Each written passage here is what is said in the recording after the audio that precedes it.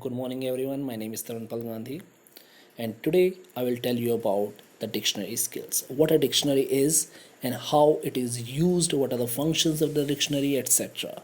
So, let us start with the video dictionary skills. Dictionary is basically used as a reference book, it is basically used to build up the vocabulary.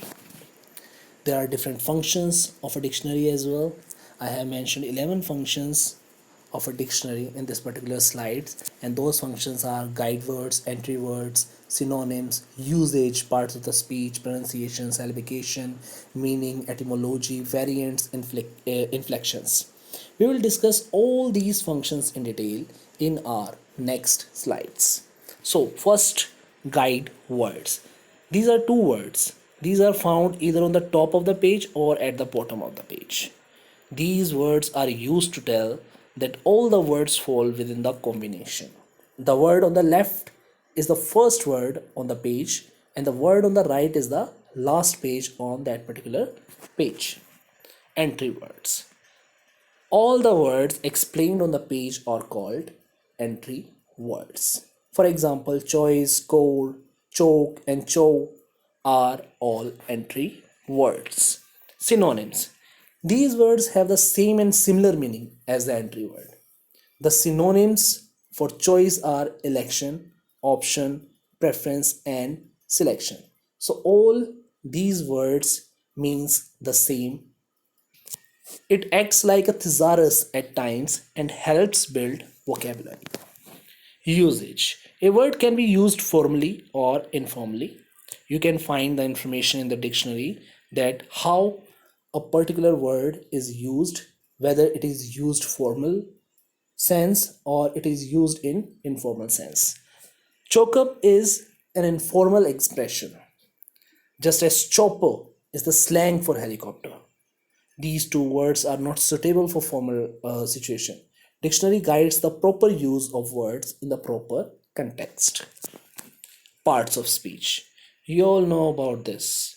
There are 8 parts of the speech: noun, pronoun, adjective, verb, adverb, preposition, conjunction, and interjection. Parts of speech. Dictionary gives the information about the word and which part of speech it belongs. For example, chop is both a verb and a noun as well, just as choice is both as an adjective and a noun. Pronunciation.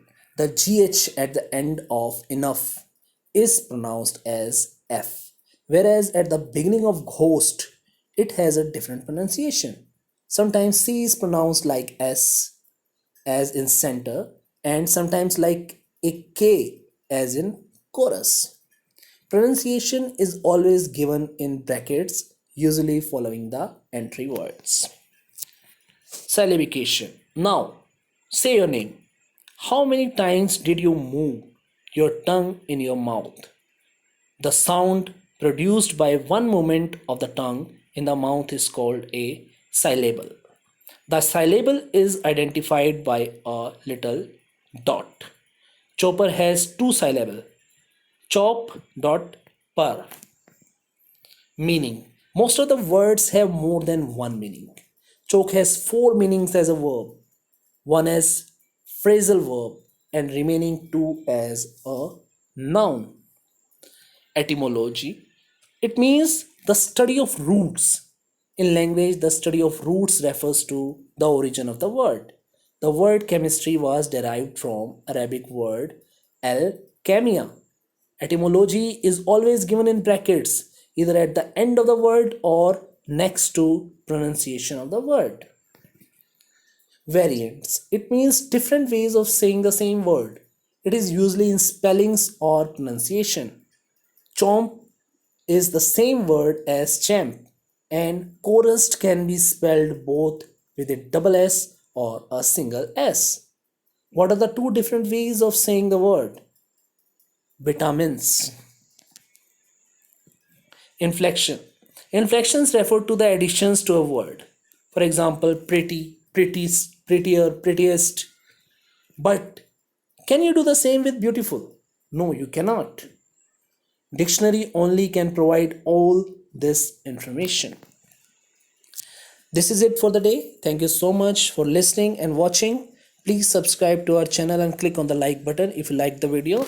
God bless you all. Thank you so much.